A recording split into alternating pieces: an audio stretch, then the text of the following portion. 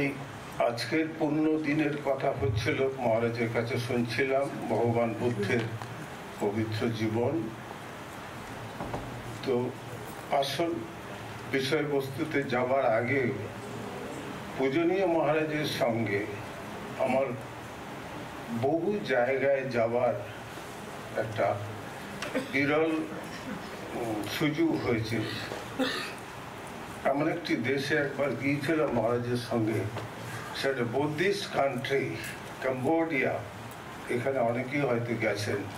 ছোট্ট দেশ, গরিব দেশ। সেখানে যাবার ফলে বুঝেছিলাম ওটার মাহাত্ম কি। ভিয়েতনামের কাছে কম্বোডিয়া একটি বুদ্ধিস্ট কান্ট্রি। সেখানে মহারাজের সঙ্গে আমার যাবার দুর্লভ সুযোগ হয়েছিল। সেখানে বুদ্ধিস্ট ভক্তদের যে ভক্তি, শ্রদ্ধা, সেটি আমার হৃদয়ে একেবারে অমলিন হয়ে আছে। সেটি শুনলে আমাদের ভালো লাগবে, ভক্তদের ভালো লাগবে। তাই এটি দিয়ে আজকে আমার কথা শুরু করব। কম্বোডিয়া ভিয়েতনামের কাছে একটা ছোট দেশ। সেখানে একটা আঙ্কর বাট বলে একটি জিনিস আছে। যাওয়ার পরে বুঝেছিলাম তার আকর্ষণটা কি। সেখানে দেখার আকর্ষণ পূজনীয় মহারাজের দীর্ঘদিনের ছিল। সেটি সিঙ্গাপুরের একজন ভক্ত হরমোগম, আমাদেরই খুব পরিচিত মানুষ, তিনি মহারাজকে সঙ্গে নিয়ে গেছিলেন সেই কম্বোডিয়া দেখাবেন বলে। কম্বোডিয়া একটি ফ্রি কান্ট্রি, সেখানে যেতে কোনো ভিসা লাগে না। যে কোনো লোক পাসপোর্ট করে চলে যেতে পারে, টিকিট হলেই ঢুকতে দেবে। তো আমাকে মহারাজের এই বিরল সুযোগ, আগেই বলেছি অনেক জায়গায় যাওয়ার সুযোগ হয়েছে, তার কৃপাতে তিনি আমাকে সঙ্গে রাখতেন। আর পূজনীয় সেবক মহারাজরা আমাকে ঠেলে দিতেন, যাও না মহারাজের সঙ্গে, মহারাজের তো সুবিধা হবে তুমি সঙ্গে থাকলে, ডাক্তার মানুষ। তা আমিও সুযোগ খুঁজতাম।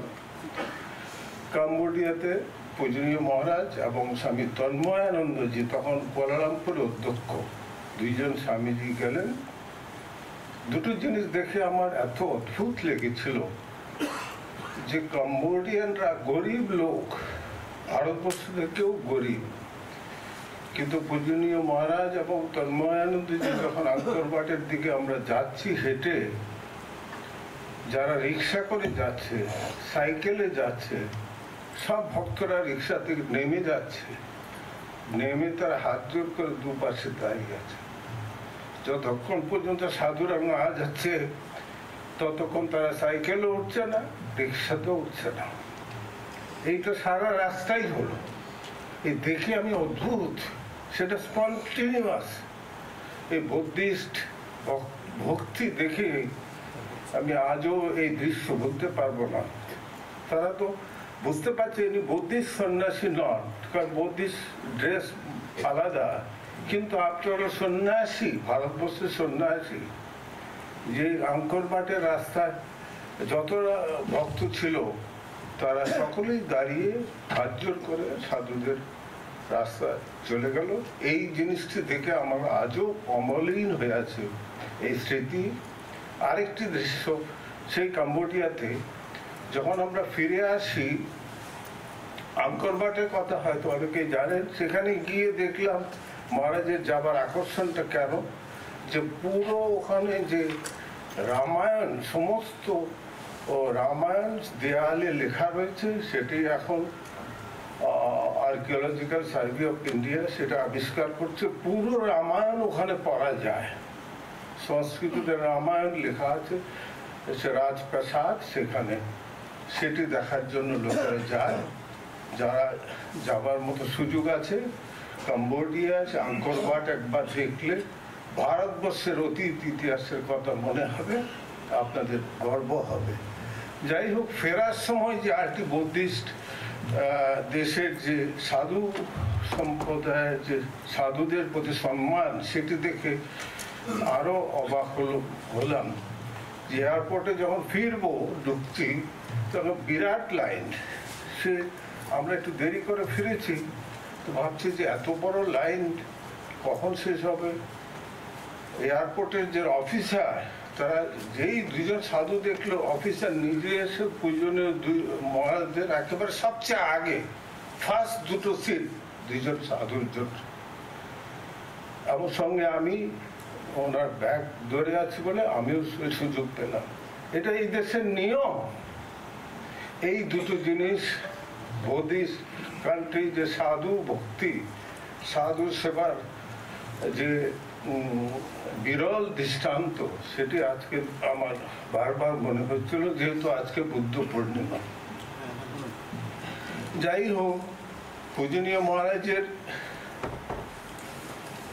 কথা বলার জন্য পূজনীয় শাস্ত্রজ্ঞানন্দজি আমাকে এই সুযোগ দিয়েছেন, তার কাছে আমি কৃতজ্ঞ। আমি আজকে লোভে আছি যে স্বামী জ্ঞানপ্রতানন্দজির কথা বেলুড় মঠে আমরা শুনতে পাইনি, আজকে ওর কথা বেশি করে শুনবো। কিন্তু শাস্ত্রজ্ঞানন্দজি আমার নির্দেশ দিয়েছেন, সেই জন্য আমি এসেছি। পূজনীয় মহারাজের সঙ্গে বিবেকানন্দ স্বাস্থ্য সেবা সংঘ নিয়ে তো আমার যোগাযোগ, আমি ইতিমধ্যে বলেছি যে সেবা কাজ কি করে করতে হয় সে তো আমরা জানতাম না। আমরা একটু হুজুগপনা পছন্দ করি, একটা হুজুগ হলো সে চলো গ্রামে যাই, কিন্তু উনি এসব এলোমেলো কাজ একদম পছন্দ করতেন না।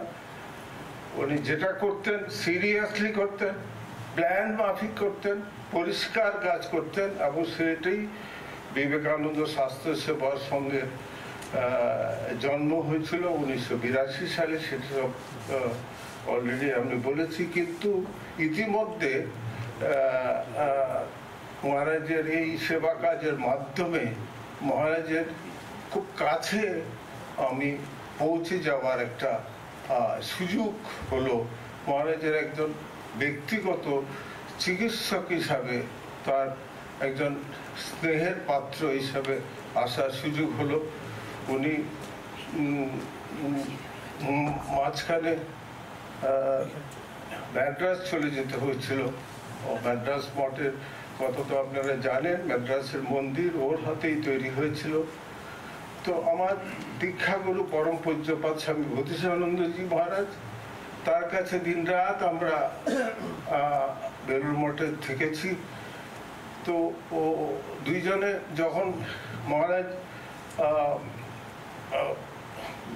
ম্যাড্রাস থেকে বেলুড় মঠে আসতেন, বোধিসানন্দজি মহারাজের কোনো মিটিং টিটিং হচ্ছে, বা হয়তো একটা রামকৃষ্ণ মিশনের সেন্টিনারি একটা প্রোগ্রাম ছিল বেলুড় মঠে 1997 সামথিং, তখন আমি সারাক্ষণ স্বামী স্মরণানন্দজির সঙ্গে অনেকদিন বাদে দেখা হয়েছে, খুব ঘোরাঘুরি করছি। বোধিসানন্দজি স্বামী স্মরণানন্দজিকে ঠাট্টা করছেন, এই যে দেখো জয়রাম, গৌর তোমাকে পেয়েছি তো এখন আর ওকে আর আমি আর পাবোই না। এইরকম ঠাট্টা থামসা দুইজনে মিলে হতো। তো ধীরে ধীরে মহারাজের কাছে আমরা এই হতে হতে ওনার একটা, এই যে বলছিলাম যে স্নেহের পাত্র হয়ে উঠলাম। তারপরে অল্প দিনের মধ্যেই উনি আবার বেলুড় মঠে ফিরে আসলেন সাধারণ সম্পাদক হিসাবে, এবং কিছুদিনের মধ্যে উনি জেনারেল সেক্রেটারি হলেন। যখন জেনারেল সেক্রেটারি হলেন তখন ওর কাছে প্র্যাকটিক্যালি অনেক কিছু শেখার আমাদের সুযোগ হলো। উনি দেখতাম যে সব সময় বেলুড় মঠের রামকৃষ্ণ মিশনের যে একটা জগৎব্যাপী যে একটা প্রসার, সেটা নিয়ে ভীষণ চিন্তা। ওনাকে যখন বলা হতো মহারাজ এই সংসারটা কবে বেলুড় মঠে সেন্টার হবে, রাখো তোমার সংসার, সারা পৃথিবীতে কত দেশ চাইছে রামকৃষ্ণ মিশন আর সংসার সেন্টার, শুধু বেঙ্গলে হবে, শুধু কলকাতায় হবে। এবং সেই সময় আমি দেখেছি ওনার চিন্তাটা ছিল রামকৃষ্ণ মিশনের একটা বিশ্বব্যাপী একটা প্রচার বা প্রসার সেটা হয়। এবং উনি এত কান্ট্রিতে ঘুরেছেন, আমার মনে হয় না এর আগে এত দেশ কোনো জেনারেল সেক্রেটারি মহারাজ যেতে পেরেছেন কিনা। ওনার সঙ্গে আমি প্রথম যাই জার্মানিতে, তখন জার্মানি সেন্টারই হয়নি, একটি প্রাইভেট আশ্রম ছিল কোলন বলে একটি শহর ফ্রাঙ্কফুর্ট থেকে দূরে, সেখানে একটা প্রাইভেট আশ্রম ছিল, রিট্রিট আশ্রম। তিনি প্রথম গেলেন, সঙ্গে আমার যাওয়ার সুযোগ হয়েছিল এবং গিয়ে প্রথম সিদ্ধান্ত নিলেন জার্মানি সেন্টার হবে। এই ছিল প্রথম ওনার সেন্টার। 2004 ওনার সঙ্গে আমি গিয়েছিলাম। উনি অস্ট্রেলিয়াতে গেলেন প্রথম, সেই সুযোগও আমার হয়েছিল। তখন অস্ট্রেলিয়া এত বড় দেশ, সেখানে একটিও রামকৃষ্ণ মিশন সেন্টার ছিল না, বেদান্ত সেন্টার একটিও ছিল না। আজকে অস্ট্রেলিয়াতে 6টি সেন্টার।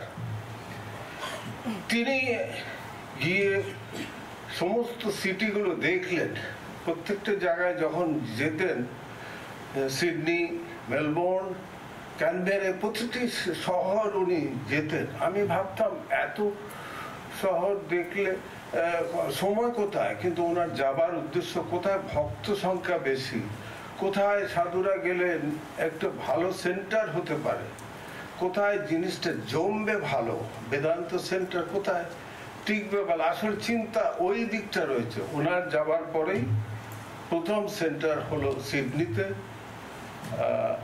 আপনারা জানেন সিডনির পরে পরপর এখন 6টি সেন্টার হয়েছে, সেটিও আমার যাবার সুযোগ হয়েছিল। ওখান থেকে তিনি ঠিক করলেন যে প্রশান্ত মহাসাগরের একটি ছোট দ্বীপ আছে, ফিজি আইল্যান্ড, শুধু আখ চাষ হয় সেই দেশে, সেখানে একটি রামকৃষ্ণ মিশনের সেন্টার ছিল। সেটিও উনি গেলেন, আমরাও গেলাম। নাদি বলে একটা জায়গা, নাদি বলে ওখানকার একটি শহর, সেখানে একটি রামকৃষ্ণ মিশন সেন্টার আছে। উনি গিয়ে খুশি হলেন। স্বামী দামোদরানন্দজি তখন ওখানকার জাস্ট প্রাচীন সন্ন্যাসী, অন্য একজন সন্ন্যাসী গেছেন, খুশি হলেন। কিন্তু গিয়ে প্রথম আবিষ্কার করলেন এই নাদি সেন্টারের সামনে একটা সেলার্স ক্লাব মানে রাত্রিবেলা স্থানীয় লোকেরা তারা গান বাজনা করে, ফুর্তি করে, তারা এটাই তাদের রিক্রিয়েশন। তো উনি গিয়ে প্রথম ঠিক করলেন যে এইখানে বেদান্ত সেন্টার হতে পারে না, এই জায়গায় এই স্থানে অন্তত হতে পারে না। ঠিক করলেন বিকল্প জায়গা কোথায় আছে। নাদিতে একটা বিবেকানন্দ কলেজও হয়েছে, বিবেকানন্দ ইনস্টিটিউশন আছে, ওখানে বিবেকানন্দের নামে ইনস্টিটিউশন হয়েছে। সেখানে উনি নিয়ে গিয়ে জায়গা ঠিক করে নিলেন যে এই জায়গা নির্জন জায়গা, এবং আজকের যে নাদি সেন্টার, ফিজি সেন্টার, সেটি ওই সেলার্স ক্লাবের সামনে থেকে ওখানেই সরে গেছে। আসলে সবসময় চিন্তা বেদান্ত প্রচার বা রামকৃষ্ণ বিবেকানন্দ প্রচার কিভাবে আরো সুন্দরভাবে হয়। উনি ঠিক করলেন যে ফিজি থেকে সিঙ্গাপুর দিয়ে আমরা আসছিলাম, সিঙ্গাপুর আসার আগে উনি নিউজিল্যান্ড যাবেন মাত্র 2 দিন সময়। নিউজিল্যান্ড একটা বড় দেশ। উনি বললেন যে হর্মোগম ছিল তার সঙ্গী, আমিও সঙ্গী। হর্মোগম হচ্ছে মহারাজ 2 দিন মাত্র সময়, 2 দিন আমি পুরো নিউজিল্যান্ডটা দেখতে চাই। নিউজিল্যান্ডে 3টে বড় শহর উনি শুধু গাড়িতে ঘুরলেন, গাড়িতেই খাওয়া দাওয়া, গাড়িতে ঘোরা। সে অকল্যান্ড, ক্রাইস্টচার্চ আর একটি কি বড় শহর, 3টে শহর উনি 2 দিনে ঘুরলেন। সে লম্বা জার্নি, সে গাড়ি মাইলের পর মাইল। যাওয়ার উদ্দেশ্য শুধু একটাই, যে কোথায় ভক্ত সংখ্যা কিরকম আছে। ওখানে কোনো রামকৃষ্ণ বিবেকানন্দ কোনো গ্রুপও ছিল না, ছিল 2-4টি গুজরাটি ভক্তের পরিবার। কোনো গুজরাটি ভক্তের বাড়িতে আমাদের থাকার জায়গা হয়েছিল, এমনও বাড়িতে থাকার জায়গা হয়েছিল উনি যে ঘরে ছিলেন সেই ঘরের নিচে আমারও শোয়ার জায়গা হতে হয়েছিল। এত কষ্ট করে উনি থেকেছেন, শুধু উদ্দেশ্য একটাই যে নিউজিল্যান্ডটাকে আমাকে ভালো করে দেখতে হবে, কোথায় ভক্ত সংখ্যা আছে, কোথায় করলে ভালো হবে, কোথায় এসে সাধুরা। তখন বুঝতে পারিনি, তখন ভাবতাম যে বোধহয় নিউজিল্যান্ডটা পুরোটা দেখাটা ওনার উদ্দেশ্য। কিন্তু প্রতি জায়গায় একটা করে ক্লাস হতো, ইভিনিংয়ে একটা মন্দিরে বা কোনো একটা বেশিরভাগ স্বামীনাথন মন্দিরেই ক্লাসের ব্যবস্থা হতো। সেখানে স্বামীজির কথা শোনার জন্য প্রচুর লোক, বিশেষ করে অকল্যান্ডে একটা ইউনিভার্সিটি আছে, সেখানকার প্রচুর শিক্ষিত সমাজ তারা জড়ো হলো এবং অকল্যান্ডেই পরবর্তীকালে নিউজিল্যান্ডের সেন্টার হলো। উনি যে সবচেয়ে বড় যে ওনার সঙ্গে যাওয়ার সুযোগ হয়েছিল সেটি হচ্ছে চায়নাতে। চায়নার কথা আমি আগেও বলেছি। ইনি চায়না, আজকে ভগবান বুদ্ধের জন্মদিন, মনে হচ্ছে সেই চায়নাতে উনি প্রথমেই বেজিংয়ে গেলেন। বেজিং ইউনিভার্সিটিতে একটা ক্লাস ছিল, সেখানে ইয়াং ছেলেরা নানান রকম গীতা থেকে প্রশ্ন করতে শুরু করলো, বেদান্ত শুনতে চায়, কিন্তু বয়স্ক লোকেরা ওরা ধর্ম টর্ম ভেতরে থাকলেও ওরা কিছু জিজ্ঞেস করতে, ইয়াং ছেলেরা তাকে প্রশ্নের পর প্রশ্ন, ইন্টারপ্রিটার ছিল, কিন্তু সেটা ওনাকে মুগ্ধ করেছে যে বেজিং এর মতো জায়গায়, চায়নার মতো জায়গায় স্বামীজিকে জানার এত ইচ্ছা। স্বামীজির বই সেখানে ট্রান্সলেট হয়েছিল। সেই একটা অ্যালান হান্টার বলে একজন ইংরেজি অধ্যাপক ছিলেন, তিনি ইংল্যান্ড থেকে, তিনি মঠের ভক্ত, স্বামী গহনানন্দজির তার ভক্ত বোধহয় ছিলেন, তিনি ব্যবস্থা করেছিলেন, তিনি নিয়ে গেছিলেন। এবং সেটা ভারতীয় যে হাই কমিশনার আছে তখন নিরুপমা রাও ভারতীয় হাই কমিশনার ছিলেন, তার ব্যক্তিগত চেষ্টায় ভারতীয় হাই কমিশনার অফিসে সে চায়না ভাষায় স্বামীজির যে বই সেটি অনুবাদ করেছিলেন।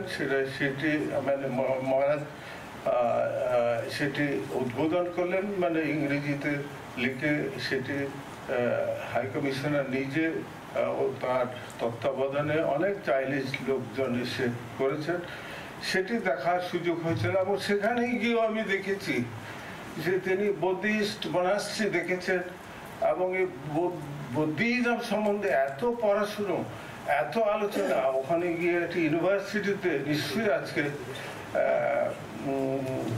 দীপ্তি মহারাজের কাছে আরো ডিটেল আমরা শুনতে পাবো।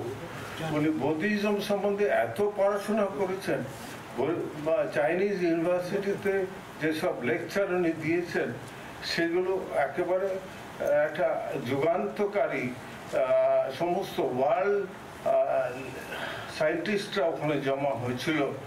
সেই জায়গায় আমরা ওর কাছে যাওয়ার সুযোগ হয়েছিল। এইগুলো বিশেষভাবে, এবং সেখানেই উনি স্বামী মেধসানন্দজিকে ডেকে নিয়েছিলেন সাংহাইয়ে, যদি ওখানে একটা গ্রুপ করে চায়নাতেও একটি বেদান্ত সেন্টার শুরু করা যায়। এবং একটি কালীবাড়িতে মাঝে মধ্যে স্বামী মেধসানন্দজি যান, মানে বছরে কয়েকবার সেখানে ক্লাস টাসে হয় এবং বেশ সুন্দর এটি দানা বাঁধা হয়েছে। এখন জানি না কতটুকু হয়েছে, কিন্তু ওর ইচ্ছা ছিল যে এখান থেকে আস্তে আস্তে চায়নাতে একটি সেন্টার হওয়ার একটা সম্ভাবনা রয়েছে। এখনো হয়তো সেটা চলছে, কিন্তু আমি প্রথম দিকটা ওর সঙ্গে থাকার আমার সুযোগ হয়েছিল। ওর সঙ্গে থাকার কয়েকটি বিশেষ গুণ আমি দেখেছি, যেগুলো আমাদের ব্যক্তিগত জীবনে সকলেরই প্রয়োজন, যেটি আমাদের মহারাজ বলছেন যে ওর কাছে শেখার শেষ নেই। ওনার সিদ্ধান্ত নেবার যে কায়দা ছিল অদ্ভুত, একেবারে যুক্তিশীল এবং তৎক্ষণাৎ সিদ্ধান্ত। এবং এক দুটো সিদ্ধান্ত ও আমি এক্সাম্পল হিসেবে শেয়ার করতে পারি আপনাদের সঙ্গে। পরম পূজ্যপাদ স্বামী রঙ্গনাথজি মহারাজের একবার একটা পায়ে ইনফেকশন হয়ে সেপ্টিসিমিয়া হয়ে গেছিল। তিনি সেবা প্রতিষ্ঠানে ভর্তি ছিলেন। সেবা প্রতিষ্ঠানের অবস্থা আজকের সেবা প্রতিষ্ঠানের মতো তখন অতটা হয়নি। এখনকার সেবা প্রতিষ্ঠান অনেক উন্নত। তো সেই সময় মহারাজের ইমিডিয়েট ডায়ালিসিস দরকার ছিল, তার কারণ মুখ তো ফুলে গেছিল, রাত্রিবেলায় ডায়ালিসিস করা দরকার। ওনাকে যখন বলা হলো, মহারাজ তৎক্ষণাৎ বললেন যে এক্ষুনি করো, তুমি যা দরকার এক্ষুনি করো, ওকে নিয়ে উডল্যান্ডসে যেতে হবে, উডল্যান্ডসে ডায়ালিসিস আজকে রাত্রি হবে। এই সিদ্ধান্ত উনি খুব দ্রুত করতেন। ওনার নিজের বেলায় আমরা দেখেছি, ওনার একটা হাঁটু ব্যথা ছিল, ওনার পার্কিনসনিজম ছিল, তার ভেতরে হাঁটু ব্যথা। অনেক মানুষই হাল ছেড়ে দেয়, কি আর হবে, পার্কিনসনিজম আবার হাঁটু ব্যথা চলে যাবে। উনি তা মানতে রাজি নন। আমি 2-4 জন ডাক্তার দেখিয়েছি, সকলেই বলছে যে হাঁটু না পাল্টালে কিছু হবে না। ইঞ্জেকশন দেওয়া হলো হাঁটুতে। এই নরেন্দ্রপুরেই ছিলেন, এই নরেন্দ্রপুরেরই কথা। নরেন্দ্রপুরে থেকে উনি হঠাৎ ঠিক করলেন যে উনি আমার সঙ্গে কথা বললেন যে হাঁটুটা কিছু কি হবে। আমি বললাম, মহারাজ হাঁটু না পাল্টালে নাকি হবে না। ডক্টর PK ব্যানার্জি তখনকার দিনে খুব নাম করা অর্থোপেডিক সার্জন, তিনি বলে দিয়েছেন যে মহারাজ এই হাঁটু আর ঠিক হবে না। উনি এই বয়সে পার্কিনসনিজম নিয়ে ঠিক করলেন যে না, হাঁটু পাল্টানো হবে, আমি এরকম অচল হয়ে থাকতে চাই না। উনি সঙ্গে সঙ্গে ঠিক করলেন যে ডেট করো, আমি পুনেতে যাব। সে ডক্টর সঞ্চিতা, উনি জানতেন, সঞ্চয়িতা খুব নাম করা অর্থোপেডিক সার্জন। ভারতবর্ষে তখন খুব কমই নি রিপ্লেসমেন্ট হতো।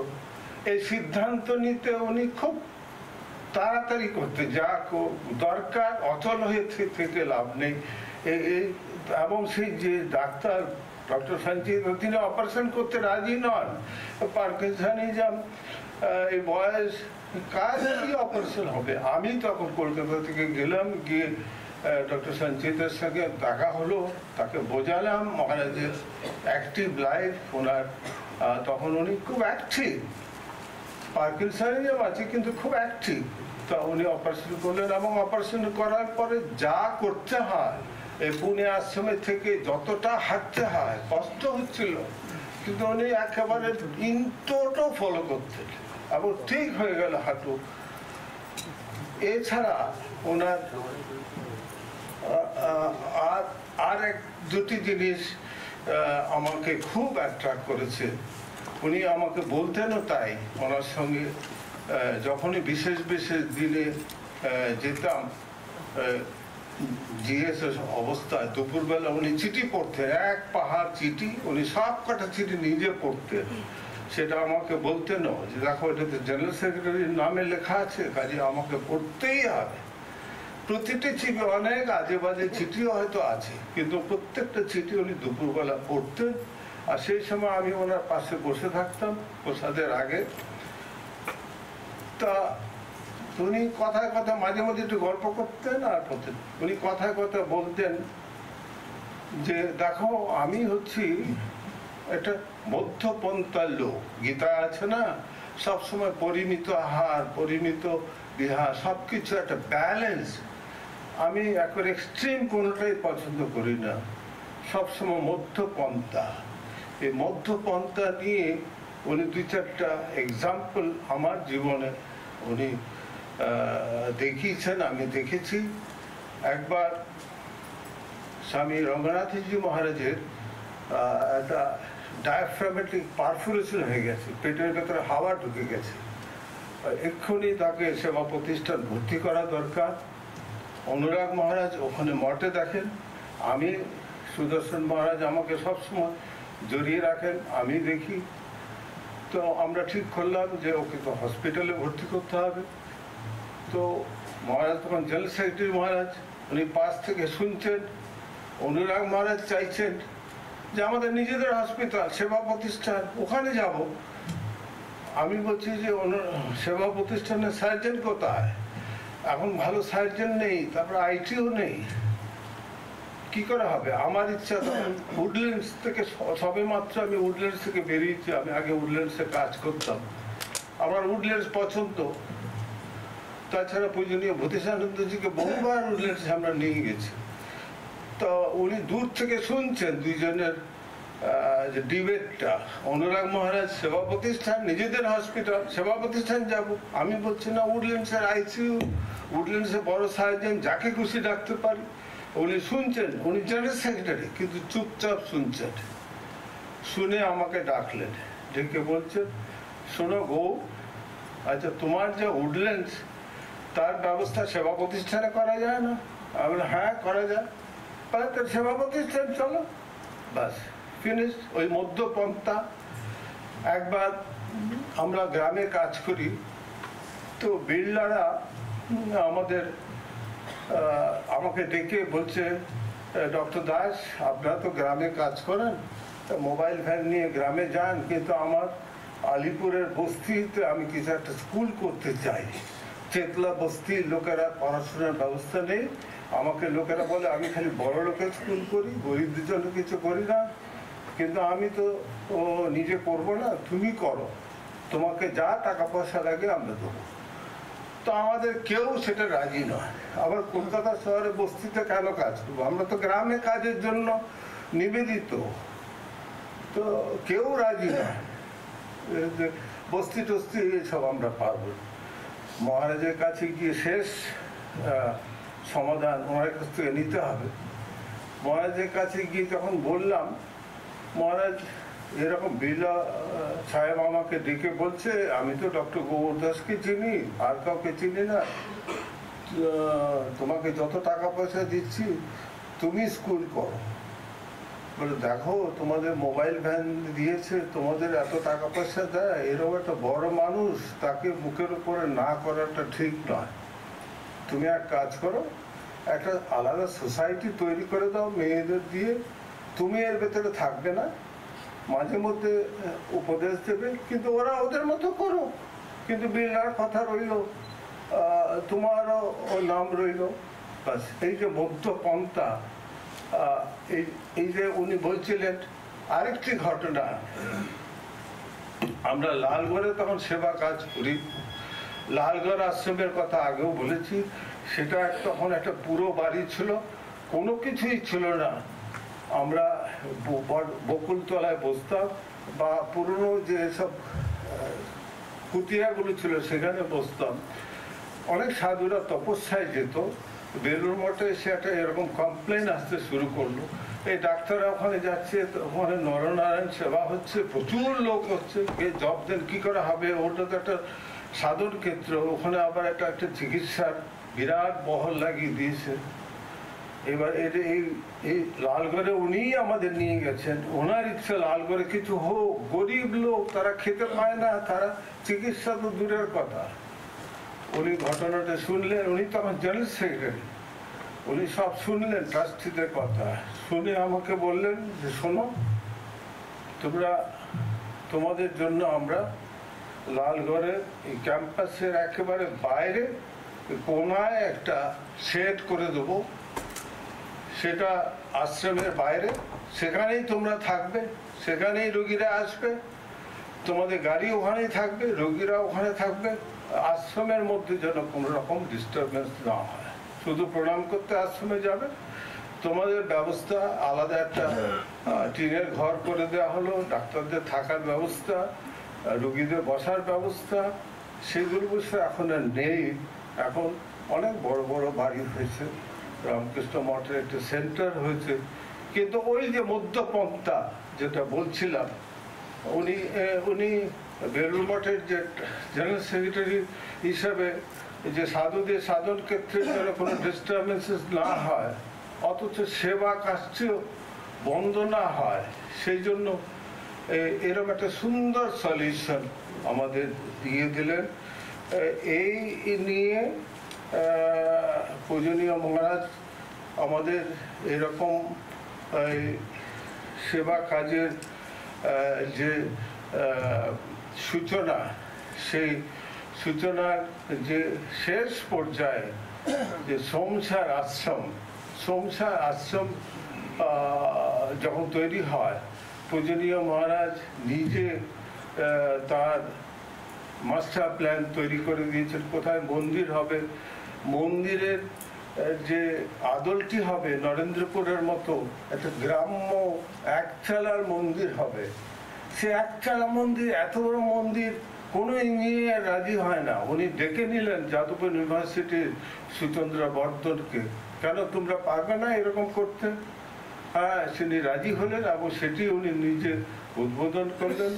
এবং উনি যতবার ওনার শরীর ছিল ততবার আমরা জিজ্ঞেস করতাম, মহারাজ সংসার কবে বেলুড় মঠ নেবে? তখন হবে হবে, তুমি কাজ চালিয়ে যাও।